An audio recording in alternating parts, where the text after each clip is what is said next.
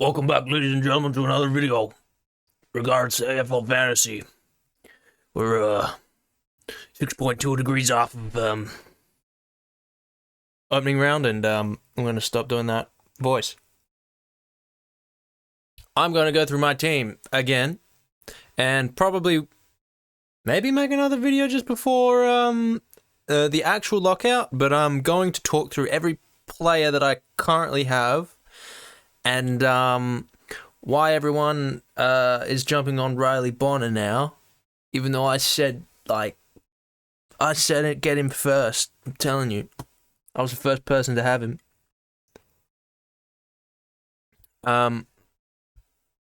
Anyways, I just want to go through this. Let's do it. Let's start from the forward line, because I think the most important part is the defense that I currently have. And I'm going to bait everyone into listening to the whole thing for no reason. F1, Isaac Rankin. Now listen here. I had him in my team before his preseason game. He was one of the people I switched around. I have no evidence to prove that, but it just seemed like he was ahead of Rochelle in terms of this supposed midfield additional time that it seemed that a few Crows might be getting. And I just thought he has the chance to really dominate scoring at the start of the year. I'm not sure if Thilthorpe out does anything good or bad for him now. But yeah, he just looked really, really good despite playing against the Eagles. I thought he was pushing up the ground more than I recognised last year. But then again, last year was a long time ago. Like the footy season, so maybe he was pushing up the ground, but I think Rankin can improve, or at least start at like a 90, and could maybe have like a really big game against Gold Coast. It seemed like, Lukosius was the one I was looking at. Wait, no, not Lukosius, other way around. Lukosius plays for the Suns. Why am I thinking that? Sorry, for some reason I was thinking that Rankin could do what Lukosius did against the Suns, even though Lukosius plays for the Suns. Toby Green, is who I'm thinking of. I think he can do something similar to Toby Green did early in the game and dominate Gold Coast. But yeah, that's why I'm just sort of betting on Rankin starting the year really well. I think he also might get that extra midfield time. Remains to be seen, but right now he's in. Fisher, I don't know how much I really need to talk about. He is pretty locked in for a lot of people, but what I was surprised by is he's only at 24% ownership right now, which kind of makes me think only about a quarter of fantasy players are taking the game seriously. Because if you watched what he was doing against Saints in the preseason game, he's the most obvious pick of the year, I think, besides, like the rookies and Gorn, basically. Another one, very similar comments, James Jordan. The only way he's not in my team is if he somehow absolutely buns it against Melbourne in the opening round. But he just looks elite. He was my first pick in our recent draft that I did with keepers and everything. Really backing in Jordan this year. He's a really good scorer, and I think he's just got a really good role this year for Swans. I think that's going to be something to seriously watch, Mr. James Jordan, this year. Mackenzie's there at the moment. This is probably one of the picks I'm a lot more flexible on, depending if anything pops up on opening round. But yeah, he looks like he's got a decent role, can do a job for a little bit and make some cash. I'm still struggling whether I want to start him or have another rookie on field like Lazaro or Reed.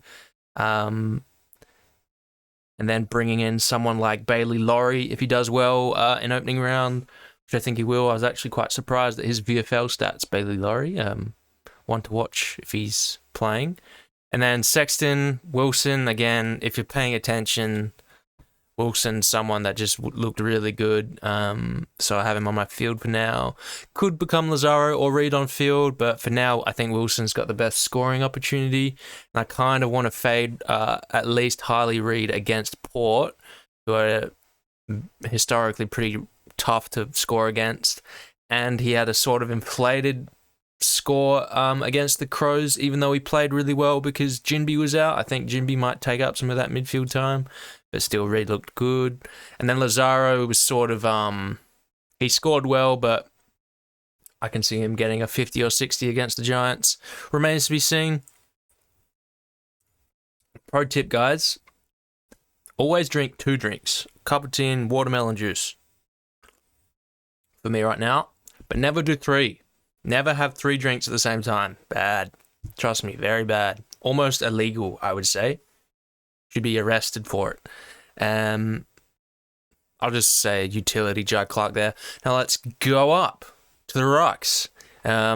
What I've found, look, English could be Marshall. I'm 50-50 right now if I pick one of these expensive dudes. But I've found that I've had so much value everywhere else on the ground that I can't afford to jump up Cherry to English or Marshall. And right now that's what I'm doing. It could change. Rankin could drop down. Cherry could drop down. Sorry, Rankin could go down. English could go down and have heaps of cash to put somewhere else. With Cherry, and then Ford go up. I don't know, you know how it is, guys. You know how it is. Things change.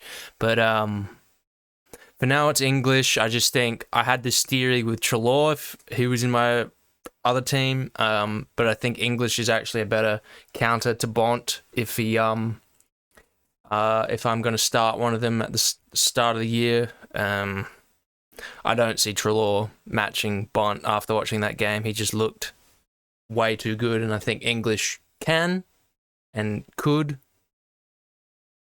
because they were the 2 top scorers of the year, and English was a little bit better, and Bont started the year a little poorly last year. Max Gawn, biggest lock of the year, I think, right now, and then I got Barnett now instead of Livingston. I'm pretty set on having one of these West Coast guys as a VC loophole option, and it looked like Barnett is now a bit more likely to play over Livingston, who got like a -2, which is no good.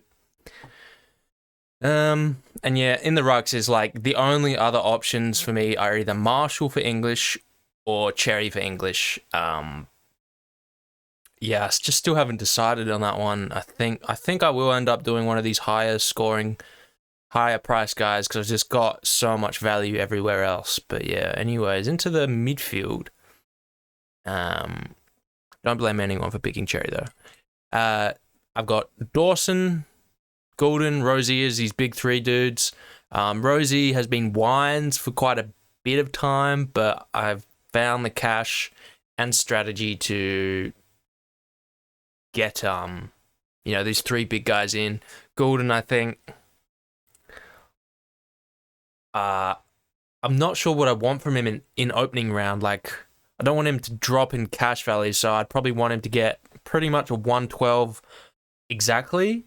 Because then he wouldn't have too many people jumping on because he comes up against Collingwood in the first round, which was his highest score. But maybe I want him to score highly because he's already in my team and it's already part of my strategy. But yeah, Dawson again is back in. He's been in my team most of preseason. I got him back in because he's a beast, and just watching him, he just looked so good. First preseason as a midfielder. I wanted a Crow input, was sometimes Crouch, was never really led. It's Dawson now. Yeah, I think he's going to be one of the top scorers this year with Goulden, possibly Rosie. But with Rosie, I think he comes up in his first 4 weeks, guys. He comes up against top 4 scores of his year in what is West Coast, Melbourne, Essendon, off the top of my head, Richmond as well. I think those were where he got his top 4 scores of the year, and he averaged like 130 or something. So he's in, considering the Port's start of the year, which will get me to like Ryan Burton in a second. And possibly, if he's named, a guy called Jackson Mead against these really bad teams. I'll get to the Port strategy in a sec. And then I got Nick Martin, pretty self-explanatory for anyone paying attention. Just looks elite off halfback for Essendon. Could easily start the year really well and looks a definitive defense pick in 7 rounds when, you know, you get DPP and stuff. And similar theory with Holmes. He's a pivot off of Tom Stewart for me, and it also looked like he has become the main guy that the Cats look to distribute the ball and run with it, basically. The way he was playing against Essendon, he looked like the main guy, and he was coming off of halfback and in the midfield, so he was getting CBAs as well, so it looks like he'll get DPP playing a sort of Tom Stewart / Mitch Duncan role where Geelong love to feed them the ball, and then also be in the midfield rotations. He looks like he's got a really fucking, excuse the swearing, really good role. And he comes up against the Saints in his first game. So my theory is, if you can't do what I think a Cat in this role can do against St Kilda, you're not going to do it for the rest of the year. So if he doesn't like pop off in this first game, I would be trading him, but I think he will go off because it's versus the Saints, and the Saints love to feed, you know, like defenders and midfielders the ball. Like Holmes is perfectly suited to play against the Saints and get a 120 or something like that. And then we get to Bonner, he's absolutely skyrocketing in ownership, guys. Like, he was 0.16 the first time I checked his ownership. 3%, big jump. I don't know what else I would say about him that I didn't say in my previous video. Yeah, lock him in. Especially with Sinclair not possibly being there round 1. Big lock, guys. He's perfect for that St Kilda chip game style. And he was taking kick-ins again, so, you know, he looks well settled in that back line. He'll get DPP. Yeah, looks like a really good pick this year. He's my Jaden Hunt pick of last year for mine. And then you got McCurcher and Sanders, who I won't say much about. Then on the bench, Sharp, Roberts, they both look like they're going to be scoring decently for rookie options, and I don't know, I think Sharp has a little less job security than I'd like. He might change to someone else. Yeah, we'll see. And then I'll just go over the defensive rookies here. For now, they're just this could go to Sean Makers and Phillips if I want to put 100k cash, and I know that those guys are playing. It's just Gibcus and Reed look like they will be playing for their teams despite being key defenders. Reed looked decent. Ridley's injured for the first sort of month, it seems, of the year now. I think Reed's got good job security, and Gibcus definitely has good job security. And then Hayden Young has come back in. I cannot fit Jordan Clark into my team with this sort of theory I'm doing right now. He would be where Ryan Burton is, but I just can't. I can't fit him in with the considerations of Holmes, Martin, Bonner, and McCurcher all likely getting DPP. So my theory is that I have to start with some guys that I'm going to be looking to trade after the first 6 rounds. And Clark is at a price where you would want to have him as a keeper. I think he'll be really good. I just can't squeeze him in. Maybe if Salem, who I'll get to in a moment, doesn't do too well in opening round, he'll become Clark. But yeah, no Clark for now. But Young just solidified every concern I had coming into when he played against Port. He was dominant, scored really well, and had like 5 shots on goal. He looked like the midfielder that I was skeptical of him being. He looks like he could be Frio's top scorer this year after that performance. Just he really took it to Port, which is a tough thing to do. You know, Sarong only got in the 80s, and yeah, lock Hayden Young in. Massive lock for me now after that game. A lot more confidence in what he's going to do this year. And then Salem, bit of a late bolter simply because he was the primary midfield guy against Carlton. And so in this opening round, with Oliver being back, this is a perfect opportunity to see what happens with Melbourne. If Salem's out of the midfield rotations, I won't pick him, but I think he's going to almost be the second guy after Oliver. Just seeing how he was used in the preseason, like it seems like Viney played a little bit of forward time. Petrak is going to be that 50-50 split, and maybe Salem actually becomes one of these like 60% CBA guys that's what you want in the defense. Comes in at a price tag that, even if he's in a halfback role, he's averaged 90 before. I think if he's playing a heap of midfield time, he could challenge 100. So he's an interesting one to watch. And then Elliot Yeo, who hasn't really changed much. He looked solid against the Crows. Nothing really to say there. So then we get to these three guys who are very interchangeable with other players. Williams with D'Ambrosio, Burton with maybe someone like Butterick, you know, a lot of players that can switch here. But I'll first speak about Burton.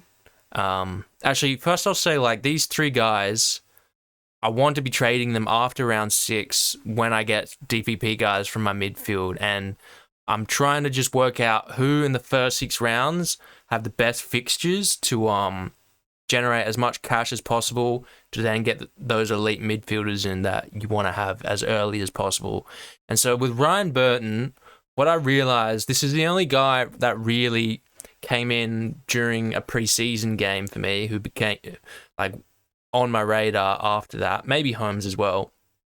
But Ryan Burton, I realized he's playing. He was taking a kick-ins. There weren't too many to do. But with the Sava Radaglia and who's the other guy? Zerk Thatcher coming in, he's far less burdened with playing lockdown. And he was messed around with last year, playing forward and stuff, you know, in, sort of out, not really in the frame for Port. But I think if he's named in round 1, which is probably likely, he could become a really good scorer for the first 6 weeks of the competition, because Port have such a good draw. Coming up against West Coast, what the hell is he going to do against the Eagles if he can get an easy 125 kicking it around in that back line with Houston and Farrell when they start to manage the game and like the start of the third quarter? You know, there's just no chance, sure, the Eagles have any chance against Port in Adelaide. I just see Burton dominating at least the first week and generating cash from there. And again, all the teams that Port verse are great for defenders. So I see Burton really popping off to start the year. If he doesn't do anything against West Coast, you know, he's instantly gone because it's the easiest matchup they're going to get for the year. So he's just easy trade outs if it's a failed pick, you know. Zach Williams, again, is one that could become someone like Jace Burgoyne, similar theory with Burton. He's got all the opportunity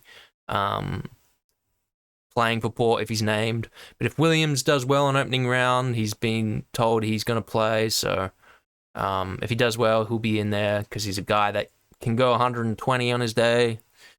So yeah, and then D'Ambrosio is the one that could also come in that situation. It's just I like Williams the most to that price tag. And then I got Caulfield there as well, who again, if I want to find some cash, could go up to one of these guys I've mentioned. I just think for now, Caulfield sits there, ready to be offloaded after the first 6 rounds, can hopefully generate some decent cash. Looks settled in that Western Bulldogs backline. So yeah, we'll see how that goes. And yeah, that's a team for now. Just trying to think if there's anything else to talk about just here. I don't think so. Yeah, I'm just looking through Dacos has come in and out recently for me. Just can't find the cash to start him. And with all these DPP guys I got in the midfield, it has to be a working strategy that you can get those guys in the back line as soon as possible after round 6. So I have to be very cautious of who I'm playing in defense because of that. Which is something everyone should be making sure they consider if they're playing these like Carl Amon, Nick Martin, Bonner, McKercher, Holmes type of guys who you're picking to get DPP. So yeah, that's an important part of a strategy. I'd be considering everybody. Yeah, that's it for now. Opening round's going to change a few things, but not much, I don't think. Some of the guys, that I'm looking at, like Bailey Laurie is a rookie that I'd definitely pick if he gets like a 60, 50, 53, above 50, maybe I'll pick him if he looks good. Yeah, we'll see what happens in opening round, everyone. There's if you've watched this and there's anything you want to ask me, I'll reply in the comments. I'll do that. Anyways, bye-bye. That's it. Good luck. Here comes the footy. Nothing like the footy.